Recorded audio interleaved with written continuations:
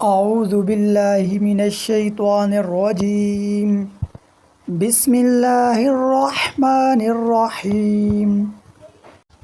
چاشت کی نماز پڑھ کر یہ دعا پڑھیں: اللہم بک احاول وبک اساول وبک اقاتل۔ اے اللہ، میں تجھ ہی سے اپنے مقاصد کی کامیابی طلب کرتا ہوں اور تیری ہی مدد سے دشمنوں پر حملہ کرتا ہوں اور تیری ہی مدد سے جہاد کرتا ہوں۔ اگر آپ چینل پر نئے ہیں تو چینل کو سبسکرائب کر لیں تاکہ مزید اس طرح کی نئی ویڈیو آپ تک پہنچ سکے۔ دعاؤں میں یاد رکھیے گا۔ اللہ حافظ۔